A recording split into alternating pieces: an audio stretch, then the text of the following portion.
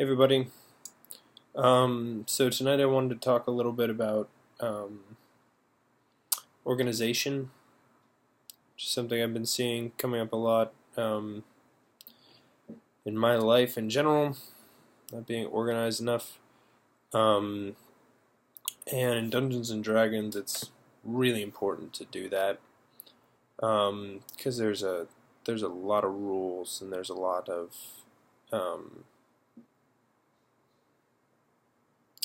of stuff that can just get in the way of being able to run something decent um, and have an experience to create, um, to create an experience with your players. I think the whole point of being well organized is so that you don't have to try when you actually get there. Um, so what do I do to organize? Um, Not that much. It's kind of a mess. It's all on my computer. I wish that I could show you with like a screenshot thing, but I don't know how to do that. So I have things organized by what adventure it is. That's probably the most straightforward one. And because I've only run every adventure once, I don't have, like, for example, I don't have multiple groups running the same adventure. I don't have to make any sub folders within that adventure. I've only run Tomb of Annihilation once, so there's one Tomb of Annihilation folder. And then in terms of what's in that folder, it's the kind of practical things that I need for running the game. Handouts. I have handouts on how to travel over land, so I can give that to my players so they know this is how land travel works. I have sailing handouts, and then I have maps. Maps for me, maps for them. I have my music in there. I do all my audio effects through a system called QLab, which is for theater and is a way of controlling lighting and sound cues for a theater show. There's a free version. It's Q, just the letter Q, and then Lab. You can download the free version, and I work with that, and I have things divided up into ambient sounds and music. And then I have a specific folder for ones that I'm expecting to use in the upcoming session. So anything that I want to use directly, I'll put there. And then you can add comments to the music and the sound effects in there. So especially with the music, if I have a certain mood that I want to create, I can put that in the comments. Or if there is just a tone that a song has, it's really good, like at a glance, when I'm running the game, to be able to look and see, like, okay, this song says for any dying character. Well, okay, so I'll know when to use that. Or for prophecies, I have a song right here. But then I have other ones that are a little bit more general. Inspiring, fun way to increase tension, jungly. Kind of speaks for itself. Horrible, I just have that. Horrible. Distant, slow, dramatic, and heroic. Terror, oncoming doom, extreme. Victorious, heroic, celebratory, dangerous, demonic, threatening.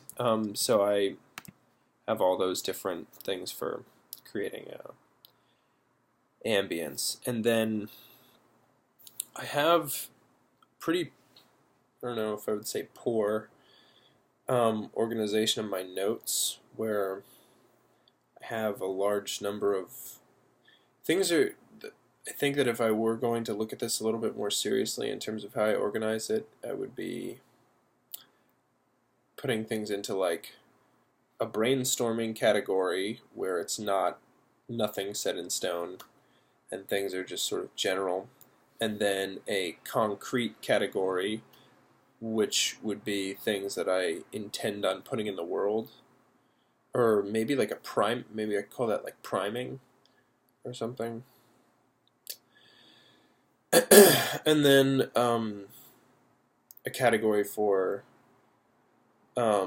things that have already come up. So as soon as something comes up in the game, that's really what makes it real. If they meet someone while we're playing, that person is absolutely real. Until they actually come up in the story, they're just an idea.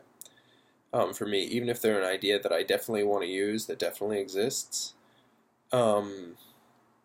they're not going to become concrete until the players meet them in one way, shape, or form.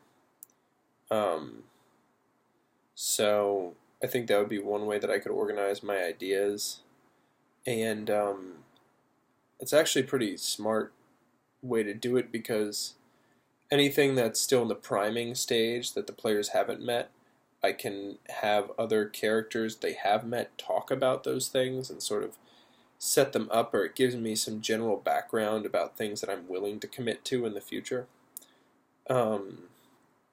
It can be simple things like how many people are in a given location, or what sort of wildlife exists in the jungle, or what the diseases are that are out there that maybe they haven't encountered yet.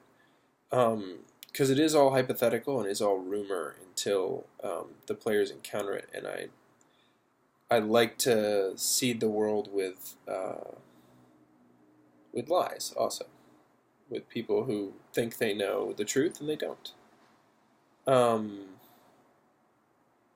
So yeah, but it would all fall into the priming category essentially, and then until I decide whether I want something to be real or not when we actually play, or until it becomes real by something that the players do, then it'll just be sort of in that like manifesting place. Whereas the brainstorming is much more general, and it's a place where there can be really bad ideas in there, and that's fine. It's not going to ever see the light of day, or it might morph into something really good. So yeah, maps, my maps, their maps. I have various calculations, like using the map behind me. I calculated like the surface area of the continent. Seemed really important to me somehow. I think it had to do with like the fact that there are real continents out there, or like Borneo, for example, in Asia is a jungle island, and it's roughly the size of the island in our campaign, and it gives me a good frame of reference in the real world for what 200,000 square miles of jungle could possibly be like in real life. It's a little difficult to imagine, and trying to make those circumstances as real as possible is something that I work at like very hard to create when I'm coming up with these concepts. I have some characters for this campaign in here, just again ideas, things that are mostly in the priming stage that I haven't found out even where I'm gonna put them in or how. Stuff that maybe is 3 or 4 levels ahead of where the players are, which means maybe 5 or 6 months before they get to encounter them. So everything I'm looking at right now is on my computer. It's saved on my desktop, and then I also have folders on a Google Drive. Similar stuff. It's just it's a little disorganized, and I have kind of the two different ones there. There's not like a very clear system. And one thing I do when I play is I have kind of a prep log for what I'm expecting to happen during the upcoming session. So again, priming things. For for an upcoming session. Here are the events that I expect to happen. Here's some dialogue that I'm ready to create with. Maybe we'll see if they take the bait or if it evolves because the situation ends up being a little bit different in real life than what I expect it to be. Monologues, the ways I expect people to react to those monologues, kind of the ways the other characters will react anyway. The heroes can react any way they want, obviously.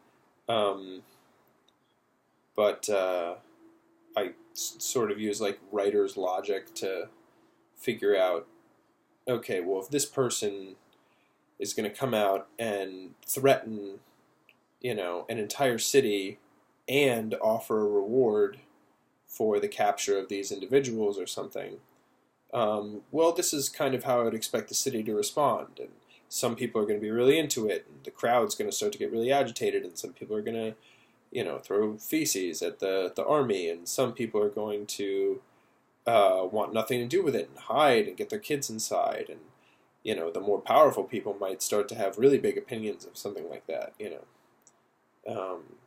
either positive or negative. Like, you can't threaten me, or, oh, this presents a great opportunity for making money, so I'm going to start to engage the people beneath me, and then once they're engaged, then a large portion of the city all of a sudden is looking for these fugitives or whatever, So I kind of work my way through these situations, how I expect them to unfold. And that's most of what I do in terms of preparation. If there's going to be combat, if I expect a fight to break out, I'll lay the groundwork for it. I might even get a map ready if I think that's going to be necessary. And then I also think about where my players are in terms of like their growth, how invested they are in the story, how aware they are of the circumstances, and how their improv skills are going. And I'll seed in little improv games that give them a chance to create things in the world, whatever I think is going to be appropriate. One of the games I really like is handing over how do I explain this? It's like handing the reins over to the characters in terms of what they intuitively think would be in a room. So if I say you go into a kitchen and then I ask them like what they see, it's a way for them to do a task that people will normally attribute to the dungeon master, like, oh, the dungeon master should know there's 3 knives and 2 forks, and I don't know. It's a kitchen, It's we're gonna invent what's in there together. I'm gonna give a little bit of information, and then you are, and then I will, and then you will, and then I will, and then you will, and we'll build this kitchen, whatever the fuck is in there, together. And it's fun. I mean, that's sort of like a really juicy place to go. So long as it's being done like wholeheartedly and we're inventing something together, and it's not like people are just making things up so that they can get an advantage somehow, or they're being facetious, or they're trying to push the boundaries or something. As long as they're actually engaged in like the intuitive back and forth of what one might expect to be in a kitchen or whatever, then there's definitely possibility for like pleasure and excitement, creation, and all that. But it takes some training. So yeah, so that's one thing that I have in my prep document. Maps, rules I expect to need. I try and have them organized with like various headers so that I can just look at the outline and then click around to see, if there's a table that I need for some sort of a randomly generated whatever. I'll usually have that table ready to go so that I can pop it up if I need it, and then I can roll and produce like a scenario on the fly. For example, like, who owns this bar, and I have a list of maybe 10 bartenders, like, just generic, and then I'll roll, and then I'll get a bartender, and I'll be like, okay, the bartender is this, wily, untrustworthy, and has all the prices are ridiculously high, but is incredibly flirtatious. So, okay, I mean, I just made all that up, but like, I could look at those and I could, pop her out, and then I've got the random table which will help me generate her on the fly, and then boom, we have a bartender, and the scene can keep on rolling. The whole idea here is to create fun, to create room for fun, and to create room for fun and to create like so much structure that this story is going to have a really strong momentum in terms of motivations and things being connected and the world being cause and effect, taking place, and the stakes being high and challenges and problems, existing in the tale. So there's all that. And I want to be open to actually experiencing it with my players. I want to be open to, I say something, you say something, I say something, you say something, I say something, you say something, and then the story it's going to be whatever it is, and that's the fun part. That's where the unexpected stuff comes in. That's where people kind of genuinely get into themselves and into their roles, and it can be a really fun, expressive experience. So that is generally how I organize things. I think actually my organization skills are a little bit better than I thought they were. Dungeons and Dragons is definitely a realm of my life where things are all kind of put together. So I hope this was helpful for you in terms of maybe how you organize your things. I didn't talk about all of the different systems or tools that I use for organizing. Maybe I'll make a list of those at some point in terms of what's practical. For example, using comments in Google Docs is really useful because I can highlight a specific thing and then put a comment in, and it's right there, and it's a way for me to keep the document from becoming too jumbled, and then I can quickly reference whatever is in there. I've heard really talented dungeon masters describe what they do, and I'm sure that this is the case not just for dungeon masters, but for so many things in life. So many like coaching or directing or art or teaching. I don't know. There's got to be a million. Running a company, like I don't know. There's got to be a million things where this skill is important. But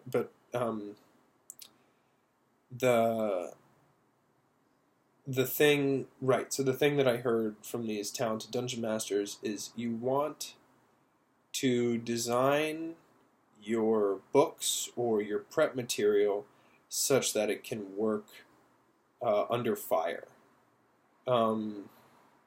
Or it's like a cookbook. Like you need to be able to use it when you've got 4 pans on the stove and this is boiling and this is simmering and you've got a timer going that says 3 minutes until this goes into that, and then these things are all going to go together, and if you do it right, then boom, you get a beautiful French meal. Don't forget to open up the wine, like it's right over there. You can't forget the wine, So you got to have like this cookbook that when all this stuff is going on, it's easy for me to look down and da-da-da-da-da, okay, got it, that's how that works, and then jump right back in. That's kind of the key, because otherwise we end up getting in our own way and get obsessed about the rules and how to judge something. It's better to just be able to like knock it out as it comes, and have a genuine experience with the people around you. I mean, that's what everyone shows up for. So, sense of intimacy and fun. So, that's my video. Thanks for watching. I think this has been a really good one. And if anything interests you, let me know. You can leave a comment. And I appreciate your support. If you made it through the whole 20 minutes of me rambling, I gotta tell you, that's pretty good, pretty cool. Thank you. All right, much love from Josh to you.